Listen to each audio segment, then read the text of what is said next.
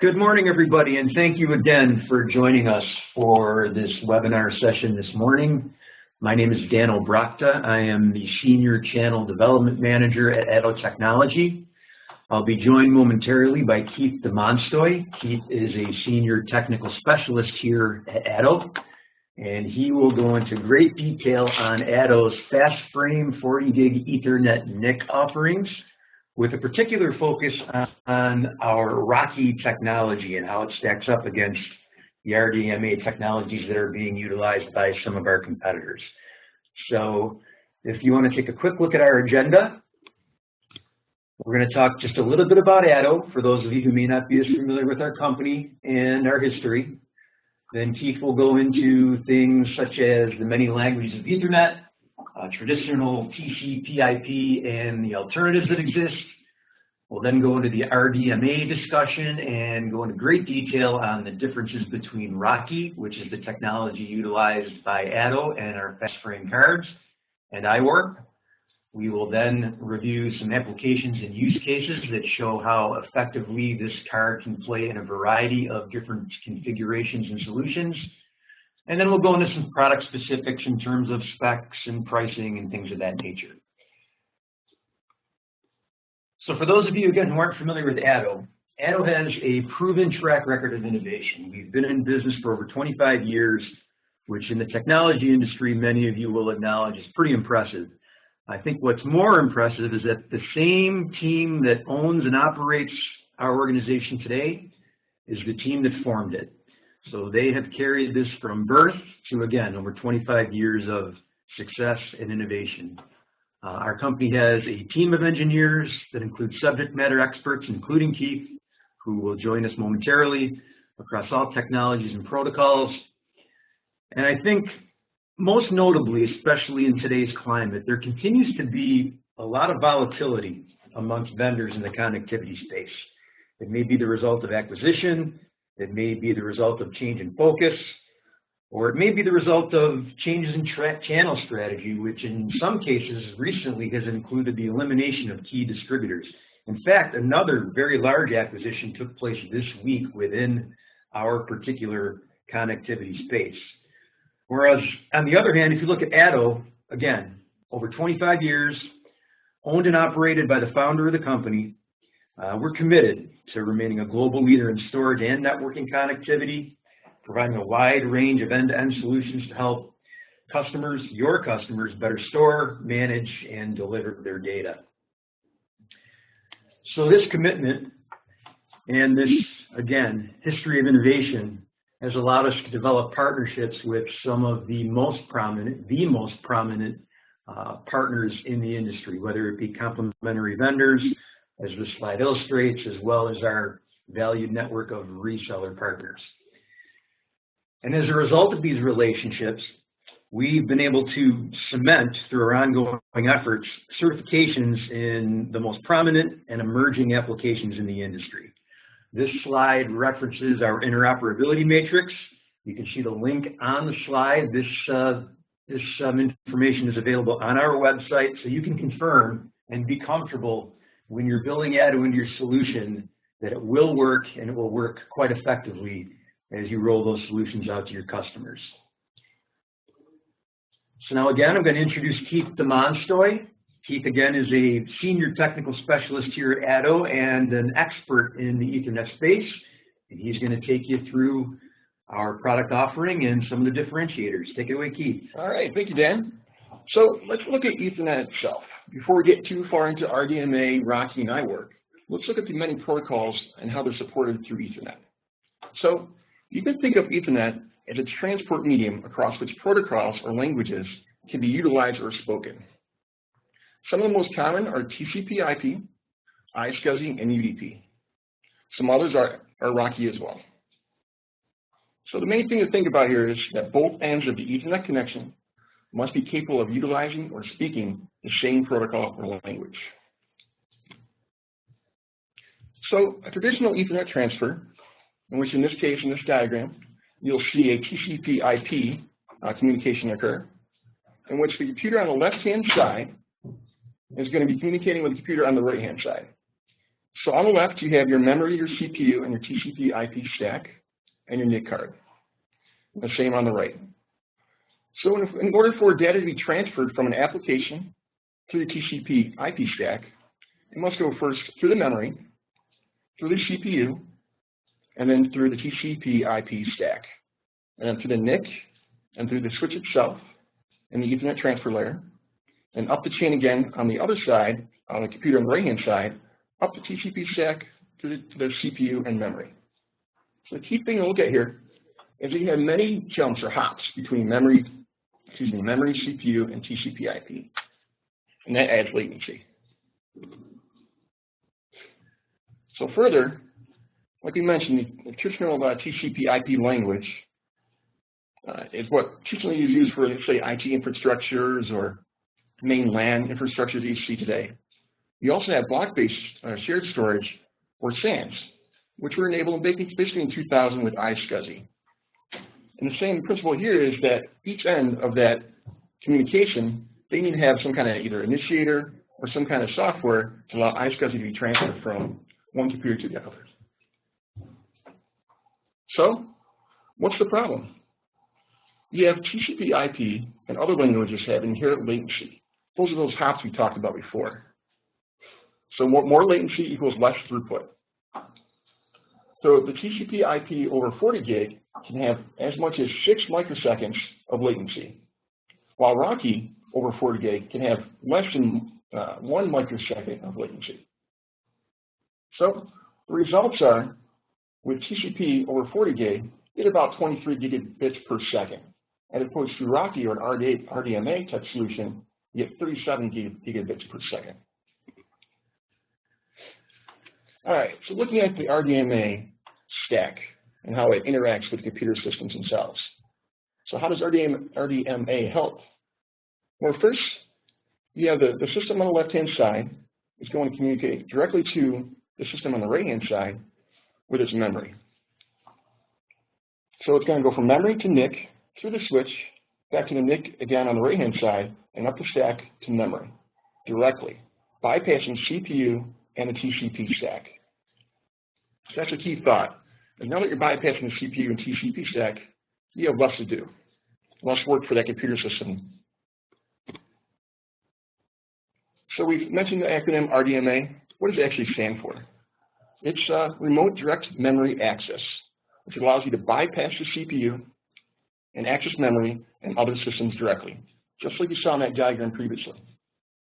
It enhances overall throughput by reducing latency and CPU utilization, which boosts performance, enhances return on investment, and enables full utilization of 40 gig bandwidth. It enables zero-copy data transfers by passing the OS kernel and the CPU. So ATTO utilizes ROCE RDMA versus our competitors, which uses iWARP.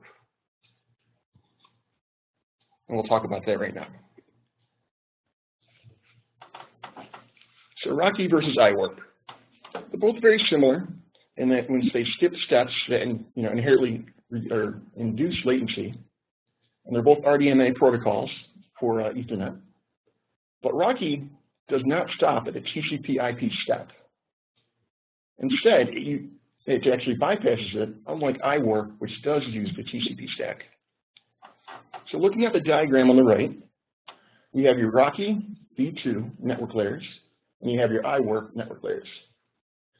Both, going from the top layers down, they both use application layer and RDMA API, which intertwines the application into the RDMA fields. But the key difference is that RDMA and the stack itself are different between the two. If you look at the right at iWARP, the iWARP transfer stack has multiple mini layers, we'll call them, within their RDMA stack. While with ROCE, it uses IB or InfiniBand transfer protocol. So it's a much more fine-tuned stack. And then further, they both go down to the UDP IP stack and then down to the Ethernet link layer out to the LAN. So what does this mean for the users? Well, iWARP has more latency and less bandwidth. So with ROCE, you can get about 38 gigabits per second, while with iWARP, you're getting about 27 gigabits per second. That's because iWARP depends on TCP. One question that might come up is, well, ROCE needs to use TCP Ethernet switches to operate. But if you look at the current shipping 40 gig switches, they mostly all have TCP built in. Further, it introduces other advantages with ROCE using, including lossless transfers and increased reliability. Here's a great graph that kind of illustrates the lower latency you see with ROCE versus iWARP. And that's because iWARP uses TCP, while ROCE does not use that TCP layer. So if you look at that nice green line below, that's ROCE. That's what ATTO uses for RDMA protocols. While if you look at iWARP, it has about twice as much latency compared to ROCE. So the higher latency, the less performance you're actually able to have, less throughput. This is a great little illustration here too, a little verbiage that illustrates how the performance of ROCE itself. So ROCE provides performance equivalent to transferring the content of a typical DVD from the memory of one system to another in approximately 1 second, or 4.7 gigabytes of data. So you can imagine there's a guy at one desk, and he's throwing DVDs across the room to another system or another computer every second. That's how fast it's going. So who's taking advantage of RDMA? Well, since 40 gig throughput allows for best-in-class latency and enables high-performance applications, there's many different industries out there that are going to be using RDMA, including big data, high-performance computing, virtualization in cloud environments, your high-resolution video with 4K and 8K streaming and editing. You have your data center aggregation, and you have your connectivity to and from NAS and SAN storage. Now we've already talked about ROCE a little bit here in RDMA and the difference between ROCE and iWARP. Let's talk a little bit more about the FastFrames, the ATTO FastFrame products, which are the 40 gig Ethernet line of cards. You have two different products. You have your NQ41 and your NQ42. The NQ41 is a single port configuration, while the NQ42 is a dual. They're each PCI 3.0, and they have connectors that are QSFP. And if you look at the actual fusion cells, we provide a SKU with an optical QSFP plus installed, or you have your direct attach SKU, which basically means that the card itself doesn't have any QSFP pluses within them. So if you're looking at list price for, let's say, the NQ42, you're looking at about $10.95, and that's a direct attach, excuse me. While if you have the NQ42 with the optical SFP or QSFP plus, in place, you're looking at about $16.95. So if you have a customer that needs or doesn't need QSFP pluses, we can supply cards with or without them. So you have industrial leading performance for these cards as well, with the highest return on investment on market when combining throughput, power, and latency. So with a low power consumption and reduced CPU utilization, which is from using RDMA and ROCE, allows for that lower CPU utilization and lower power consumption as well. So now that CPU can be doing something else instead of handling the Ethernet stack. They're available with both Windows and Linux drivers, and with OS X drivers available in Q3 of 2016. So they'll be released pretty soon here. They're coming up. And a nice feature is, ATTO actually has Thunderbolt products out there currently. We have a 10 gig to Thunderbolt 2 product out there right now, and we're in the short term going to be having a Thunderbolt 3 to 40 gig Ethernet card too.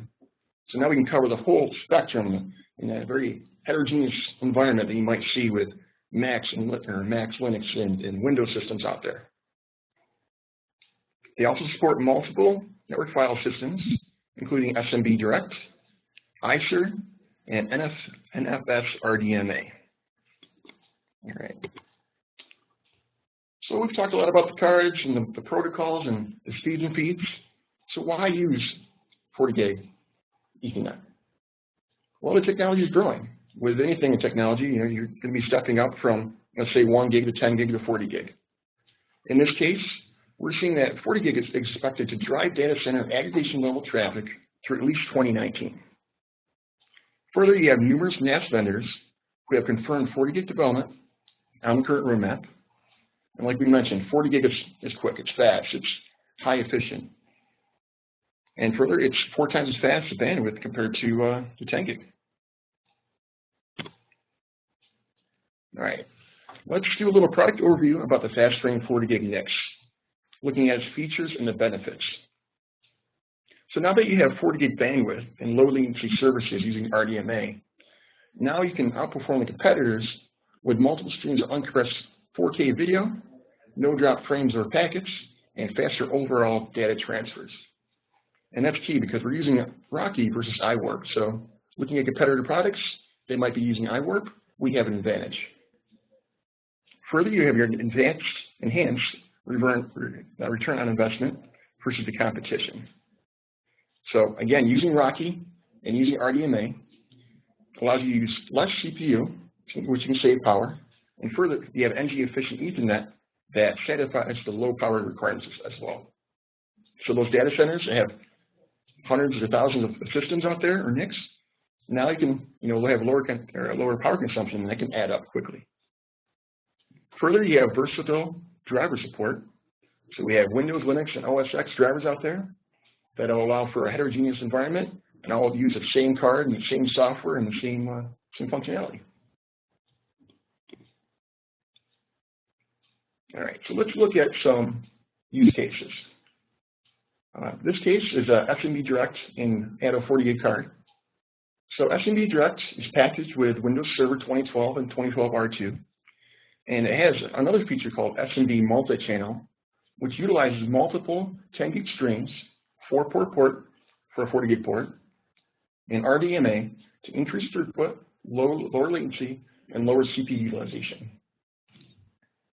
So in field trials, we've seen read performance over 3,800 megabytes per second, and that's using one 40 gig port, excuse me.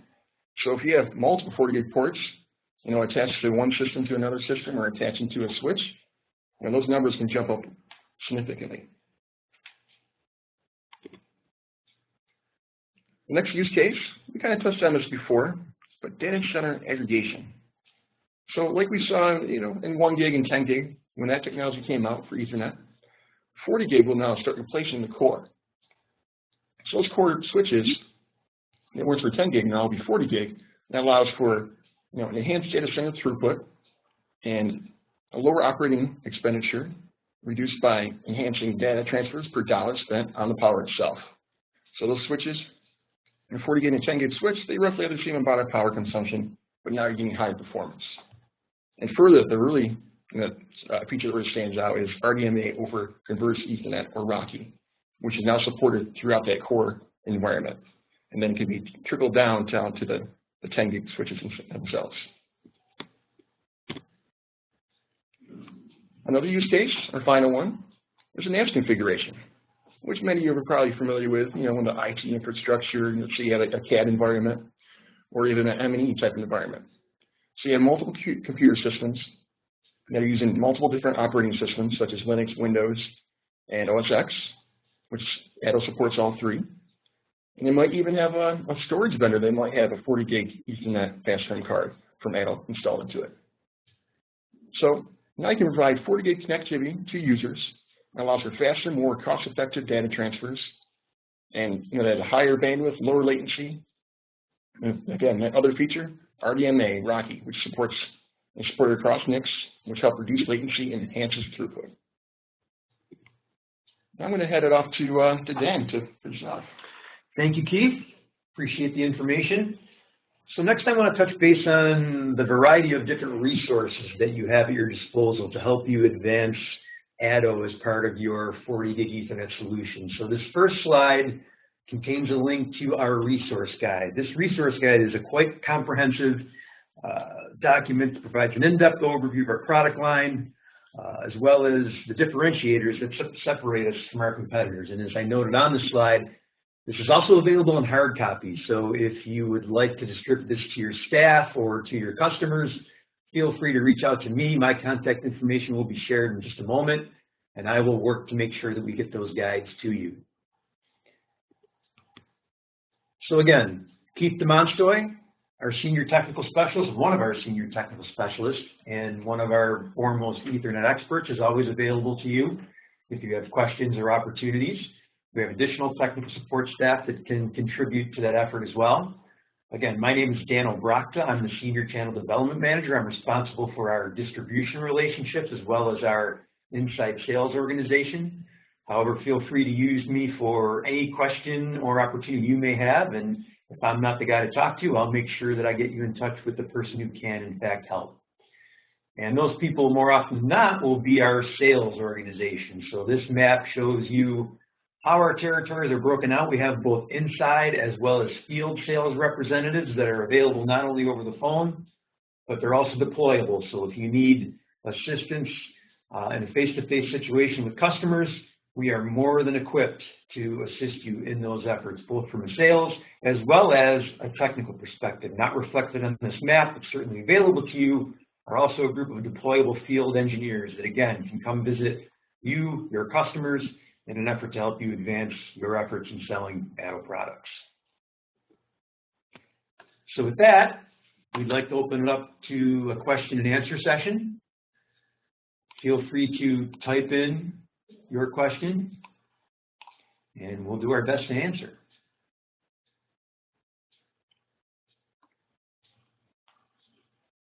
So the first question is from Richard Hasty, asking if ATTO will be offering the upper layer protocol support on Mac. Yeah, this is Steve. I can chime in on this. So the Mac actually OS X support doesn't actually have support for SMB Direct and so on. So that's an OS X support end of it. So that's got it on our operating system side. Great question, though. Great question. Any others? Oh, yeah. So we have one where it's where to find more information on SMB Direct. That's a good question. So that's a Microsoft protocol in which we can actually go to Microsoft themselves, and they have a lot of information. But feel free to reach out to us, and I can point you in the right direction.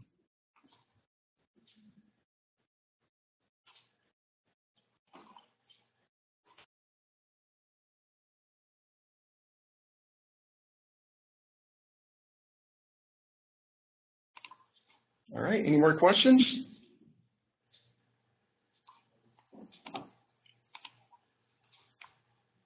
All right, well, again, we would like to sincerely thank you for your time this morning. We understand how busy everybody is. This presentation will be emailed to everyone who has registered and attended the event. So be on the lookout for this presentation in a recorded form that you can re-review or share with your staff and your customers. And again, please utilize all of the contacts and resources that you have at your disposal here at ATTO to help you grow not only your 40 gig Ethernet sales, but to address all of your high-end storage and networking connectivity needs. So thank you again for your time. Have a great weekend.